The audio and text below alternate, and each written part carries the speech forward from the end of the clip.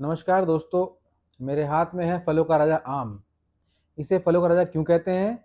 क्योंकि आम भी राजा की तरह बहुत ही सीमित समय के लिए प्रजा के बीच में आता है। डोंट टेक इट पॉलिटिकली, ये एक मजाक था। मैं आपको आज आम और राजा के ऊपर एक बहुत अच्छी स्टोरी सुनाने वाला हूँ, जिसे सुनकर आपको बहुत मज़ा आएगा। कृपया अंत तक बने रहिए। तो एक बार क्या होता है, एक राजा अपने राज्य में घूमता है और वो देखता है सभी लोग बड़े डरे सहमे घूम रहे हैं। तो अपने मंत्री से पूछता है कि ये सब इतने डरे हुए क्यों हैं? तो मंत्री बोलता है, राजन, राजा से तो सभी डरेंगे। तो वो बोलता है, तो मैं किस प्रकार एक असाधारण मनुष्य को ढूंढ सकता हूँ यहाँ?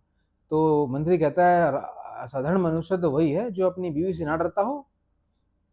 तो राजा बोलता है, तो ढूंढो ऐसे व्यक्ति को, पूरे राज्य में घोषणा करो और मुझे एक ऐसा व्यक्ति ढूंढ के दिखाओ जो अपनी बीवी से ना डरता हो। तो अगले दिन सब पूरे राज्य में घोषणा हो जाती है कि एक प्रतियोगिता है और कल सभी उस प्रतियोगिता में आइए और जीतने वाले को इनाम मिलेगा।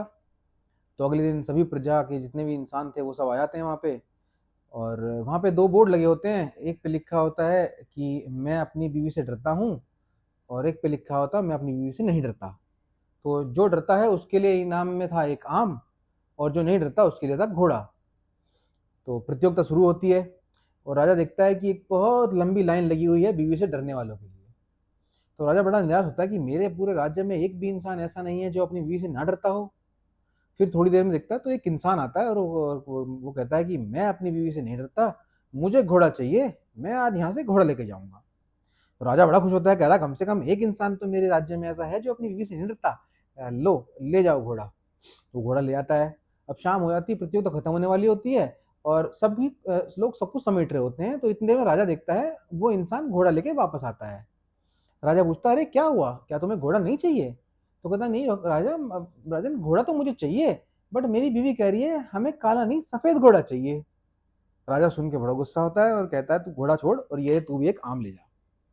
अब राजा निराश होकर चला जाता है वापस राजमहल, अपने सोने की तैयारी कर रहा होता है। तो तभी वहां पे उसका वजीर आता है।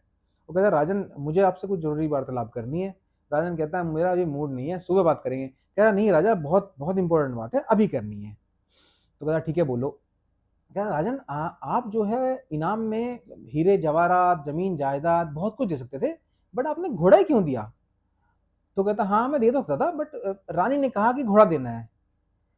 तो मंत्री कहता है, राजन ये लो एक आम, आप भी आम के काबिल हो।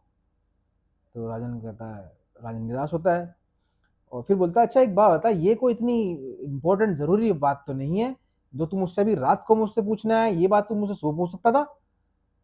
तो मंत्री कहता है, राजन पूछ तो मैं सुबह भी सकता था, बट मेरी बीवी ने कहा अभी पूछ के आओ।